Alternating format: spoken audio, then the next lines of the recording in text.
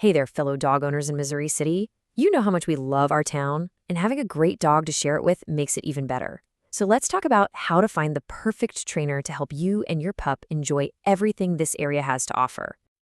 I mean, picture this, a totally calm walk down Cartwright Road. Or maybe you're just chilling with your pup near city center without any drama. That's the dream, right? Well, good training is what gets you there. It's what turns those potentially stressful moments into pure enjoyment. Okay, so here's what we're going to cover. First, what actually makes a trainer great.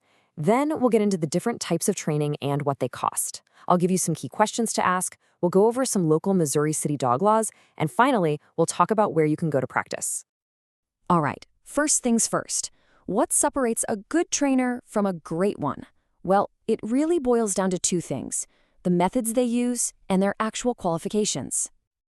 Okay, the gold standard you want to hear is positive reinforcement.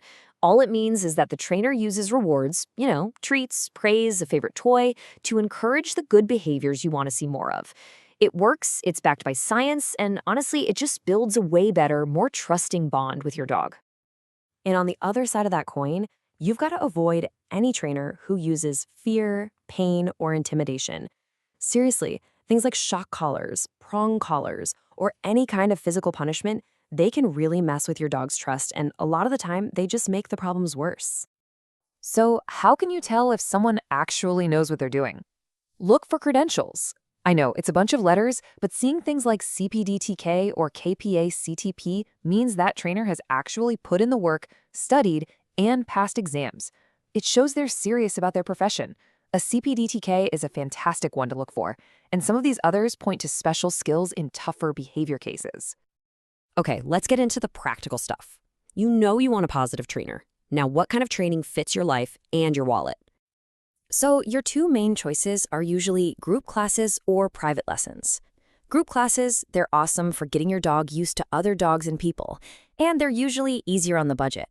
But private lessons, that's where you get that one-on-one focus.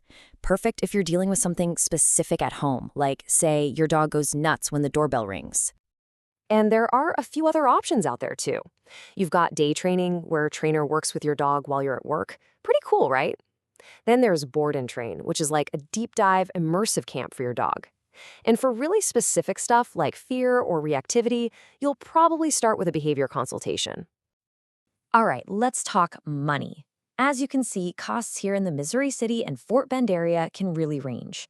A 6-week puppy class is going to be your most affordable bet, which is great for basics.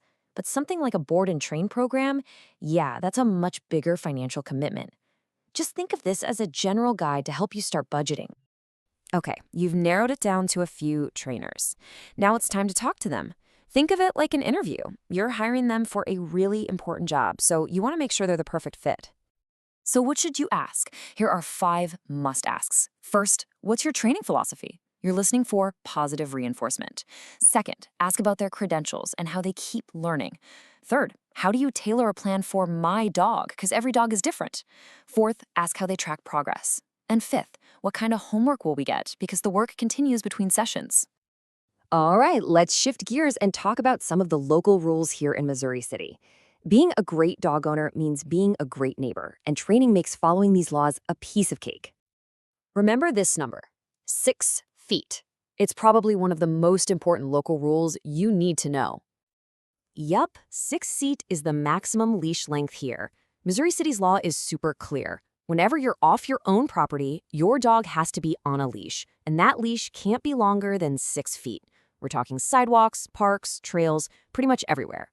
Honestly, a simple, standard leash is the way to go. Besides the leash law, there are a couple other things to keep in mind. The state of Texas requires a current rabies vaccination, and you have to keep that tag on your dog's collar. And then there's barking. Excessive barking can actually be a nuisance violation. This is where training really helps keep the peace with your neighbors. So, you're starting your training. Awesome. Now, where can you go to practice all these new skills? The good news is Missouri City has some fantastic spots. For just practicing a nice, loose leash walk, Buffalo Run Park is perfect. If you're working on recall, coming when called, you'll want a safe, fenced area. The dog parks at Community Park or Sienna Park are your best bets for that. And if you want to work on focus during a longer walk, check out the trails at Oyster Creek Park over in Sugar Land. So let's just be super clear about this. Given that 6-foot leash law, where can you legally and safely practice off-leash skills? The only place. It's inside a fully fenced public dog park. That's it. Places like the dog park at Missouri City Community Park or the one in Sienna, those are the official spots where it's safe and legal to be off-leash. Putting in the effort with good, positive training really does pay off every single day. A well-trained dog just makes life easier, whether you're having people over or just want to go enjoy a beautiful day out at Buffalo Run Park without any stress. Happy training!